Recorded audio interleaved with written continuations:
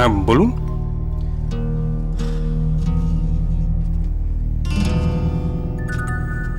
নমস্কার, আমি প্রতীক রায়। স্বাভাবিকভাবেই আপনারা আমাকে চেনেন না, কারণ এই বাড়িতে আমি প্রথম এলাম। হ্যাঁ, তা আপনার আসার কারণটা? দেখুন, আমার কাছে খবর আছে যে আমার স্ত্রী শ্রীলা ও এই বাড়িতে আছে, আর তাই ওকে নিয়ে যাওয়ার জন্যই। শ্রীলা? শ্রীলা বলে তো কেউ নেই এখানে। তাছাড়া আপনার স্ত্রী আমাদের বাড়িতে থাকবেই বা কেন? আপনার কোথাও ভুল হচ্ছে না তো? মানে বাড়ির ঠিকানাটা কনফার্মড খবরটা কে দিল আপনাকে? মানে সবাই যখন বলছে যে ওই নামের কেউ এখানে থাকে না, তা সত্ত্বেও আপনি কেন? সরি, মানে আমি ভুল করছি। দেখুন, আমার স্ত্রীর আসল নাম হচ্ছে শ্রীলা, তবে ও যে এখানে এই নামেই আছে তার তো কোনো মানে নেই। দেখুন, জানি না পুরো ব্যাপারটা কীরকম গোলমেলে লাগছে। আপনি কি বলতে চাইছেন একটু পরিষ্কার করে বলুন তো। দেখছেন, আবার মিস্টেক করছি। এনিওয়ে, আসলে যে কথাটা বলবো ভাবছি সেই কথাটা আগে এতবার বলে ফেলেছি যে আমি ভাবছি আপনাদেরও বোধহয় বলা হয়ে গেছে। দেখুন, আমার স্ত্রী অ্যালজাইমারের পেশেন্ট। ও মাঝে মাঝে সব কিছু ভুলে যায়, আর মাঝে মাঝে ভুলে গিয়ে ও বাড়ি ছেড়ে বেরিয়ে অন্য বাড়িতে গেলে সেই বাড়িটাই নিজের বাড়ি বলে মনে করে। আমার মনে হয় আপনার শ্রীলা এখানে নেই। মানে শ্রীলা বলে এখানে কেউই থাকে না। মা, মা, এই দেখো তুমি এখানে, আর আমি তোমাকে, তুমি একদম কোনো নিয়ম টিয়ম মানছো না। ধরো এটা, খাবার আগের ওষুধটা তো খাওনি। এই তো শ্রীলা।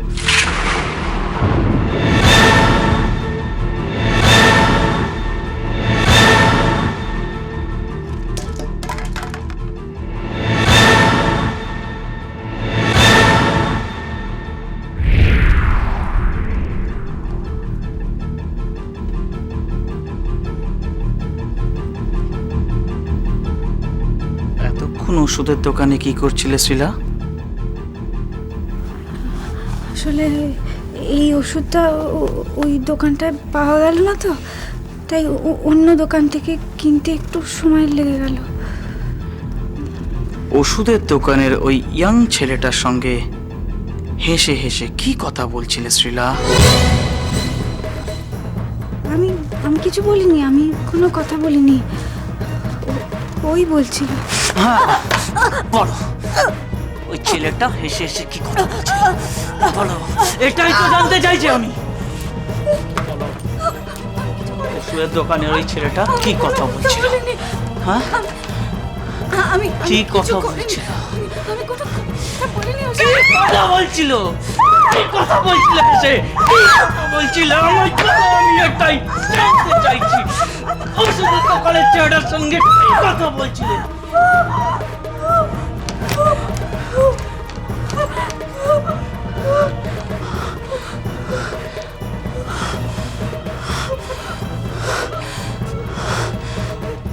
একটা কথা পরিষ্কার করে জেনে রাখো, তুমি শুধু আমার। তুমি কারোর সঙ্গে কথা বলবে না, কারোর দিকে তাকিয়ে হাসবে না, কেউ তোমায় দেখবে না, কেউ তোমায় ছোবে না। তুমি শুধু আমার। আন্ডারস্ট্যান্ড? কি ভাবছো শিলা? আমি তোমাকে নিতে এসেছি, চলো। কে আপনি? আমি চিনি না আপনাকে। কি বলছো শিলা? আমি তোমার প্রতীক। প্রতীকবাবু, আমার মনে হচ্ছে আপনার কোথাও একটা ভুল হচ্ছে। আপনার স্ত্রী আপনাকে চেনে না, এটা বিশ্বাস করা যায়? দেখুন, আমি তো রোগের কথা আপনাকে বললাম, ও মাঝে মাঝে সবকিছু ভুলে যায়, এমনকি নিজের নামটাও। লোকটা কি সত্যি কথা বলছে? সত্যি কি আয়না ওর স্ত্রী?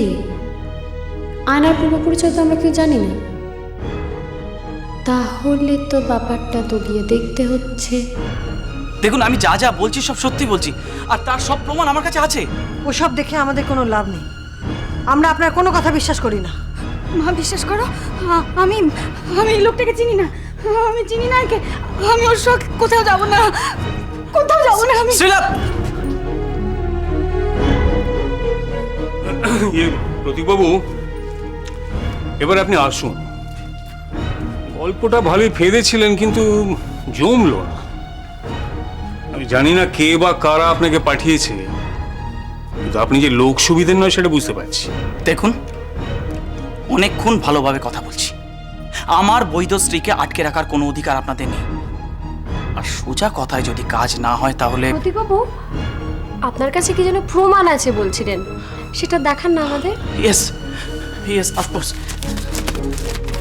এই দেখুন আমাদের বিয়ের ছবি।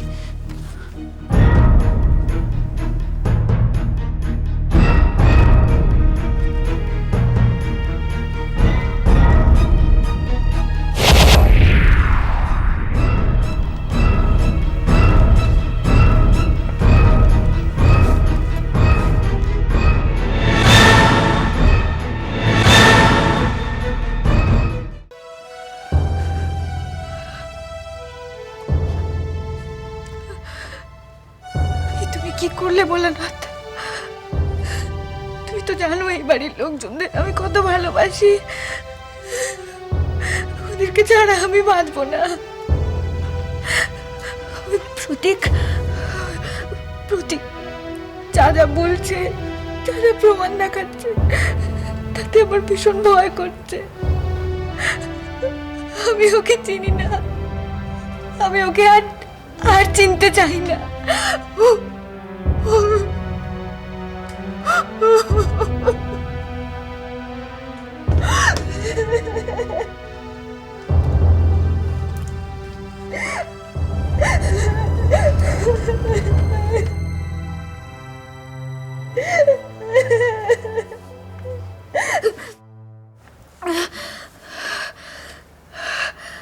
কই দেখি, এত কাঁদে না, কাঁদে না, এত শান্ত হও। তুমি কি ভাবলে আয়না, যে একটা অজানা অচেনা লোকের সঙ্গে আমরা এমনি এমনি তোমাকে যেতে দেব? লোকটা এতগুলো কথা বললো, তোমাদের বিয়ের ছবি দেখালো, আমরা বিশ্বাস করেছি? করেছি? তোমাদের ছাড়া আমি বাঁচবো না রুমি, তোমাদের ছেড়ে গেলে আমি মরে যাব। কিন্তু কিন্তু ওই লোকটাও যদি আমাকে এই বাড়ি থেকে বার করে নিয়ে যায়। এত সাহস লোকটার, তোমাকে বাড়ি থেকে বার করে নিয়ে চলে যাবে? আমরা এতগুলো লোক আছি। শোনো, যদি দরকার পড়ে তাহলে আমরা পুলিশে রিপোর্ট করব। শান্ত হও, শান্ত হও। তুমি এত ভেঙে পড়েছো এটা জানলে বৌদি কিন্তু আবার অসুস্থ হয়ে পড়বে। কিন্তু ওই লোকটা ও যা যা প্রমাণ দেখাচ্ছে, যা যা কথা বলছে, তাতে আমি কি করে প্রমাণ করব যে আমি শিলা নই? ও মিথ্যে কথা বলছে। ও আমাকে এই বাড়ি থেকে নিয়ে গিয়ে মেরে ফেলবে, ঠিক মেরে ফেলবে। আস্তে, একদম এসব কথা ভাবে না। কেন ভাবছো এসব কথা? আর আয়না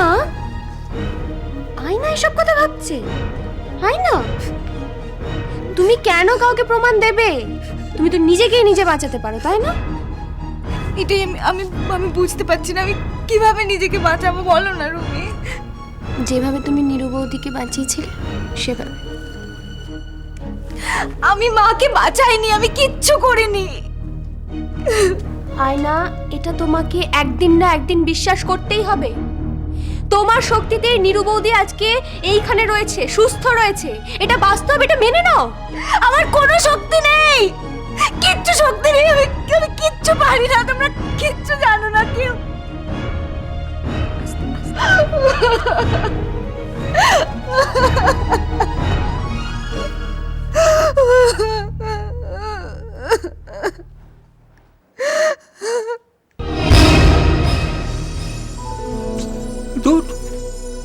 কতবার চেষ্টা করবো বলো তো?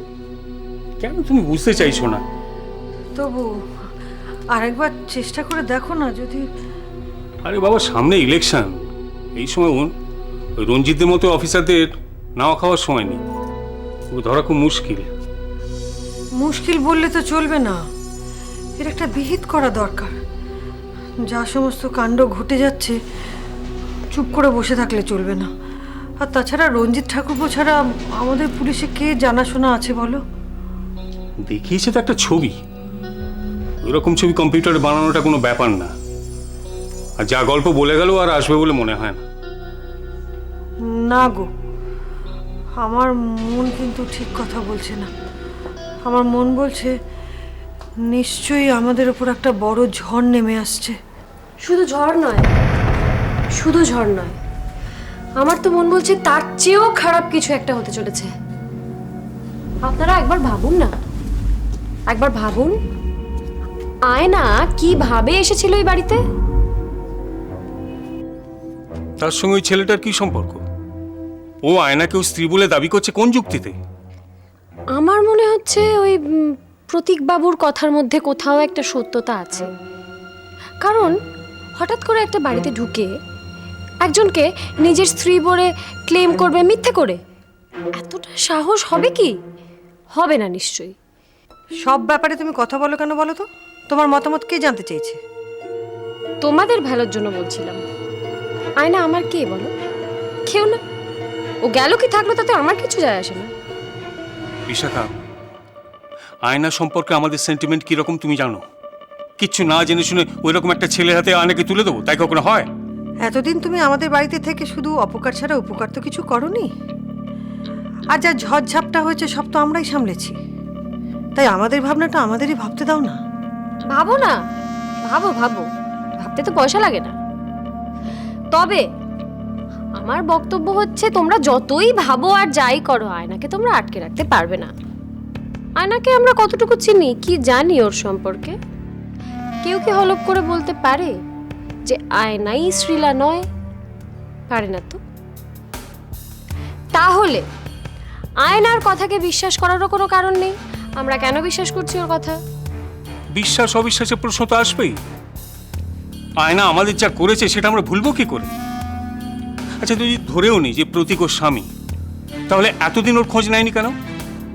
আমরা তো টিভিতে কাগজে ওর সম্পর্কে বিজ্ঞাপন দিয়েছি। ওর কথা শোনো না তো। ওর কথা শুনলে না আমার মাথার যন্ত্রণা বেড়ে যায়।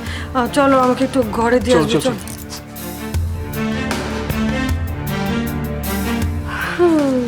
যাও যাও, ঘুমোও, ঘুমিয়ে নাও আজকের রাতটা নিশ্চিন্তে।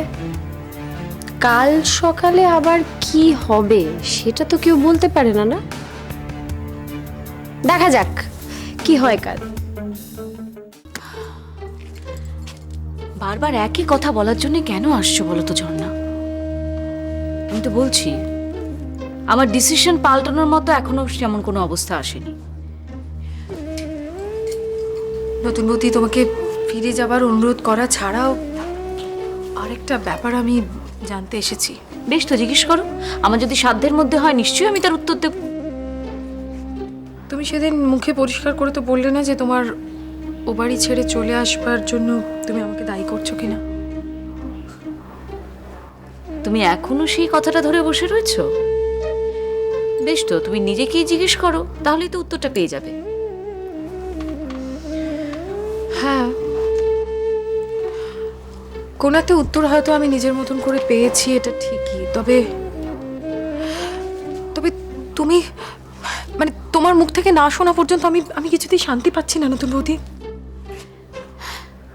কেন বলো তো তুমি এক কথা বারবার বলছো? কেন ভাবছো এই কথাগুলো? আমি কি তোমায় কিছু বলেছি এই বিষয়ে? বলেছি?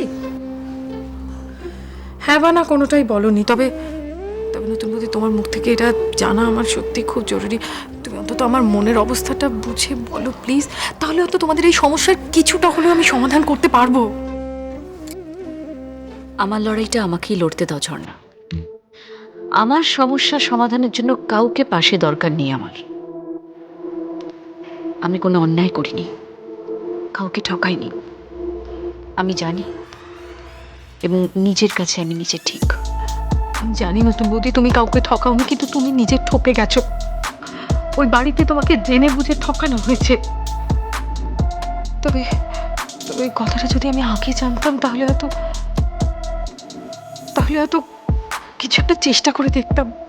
কোন কথা বলতে চাইছো তুমি? সেদিন আকাশও কি একটা বলতে গিয়ে আমায় বললো না, তোমরা দুজনে কি কিছু লুকোচ্ছ আমার কাছে? প্লিজ ঝর্ণা, আমার মনের যে অবস্থা তাতে কিন্তু হেয়ালি শোনার মতো ধৈর্য আমার নেই। দেখো ঝর্ণা, মানে কতটা কি করে বলি তাই ভাবছি। মানে চিনি মাসি সন্দেহবশত একটা টেস্ট করতে বলেছিল শতরূপাকে। আমার মামার নার্সিংহোমে নিয়ে গিয়ে সেই টেস্টগুলো করানো হয়। যা রিপোর্ট তাতে ভেরি স্যাড, শতরূপা কোনোদিনও মা হতে পারবে না। কি ভাবছো? যদি কিছু বলার থাকে তাহলে বলো। না, তোমাকে কিছু বলার আমার নেই নতুন বৌদি। তবে এবার আমাকে কি করতে হবে সেটা কিন্তু আমি ঠিক করে ফেলেছি। আমার ব্যাপারে আমাকে না জানিয়ে কোনো স্টেপ কিন্তু তুমি নেবে না। তুমি নিশ্চিন্ত থাকতে পারো নতুন বৌদি।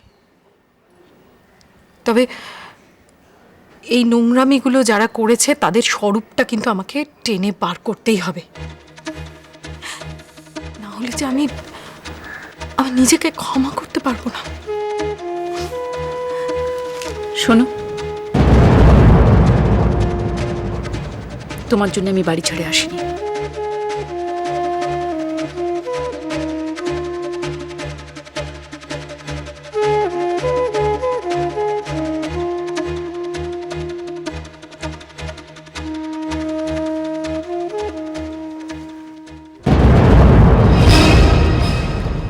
কেমন আছো শ্রীলা? সেদিন আমাকে দেখে না চেনার ভান করছে, কিন্তু আজ তো এখানে কেউ নেই। আমার সঙ্গে তোমাকে যেতেই হবে।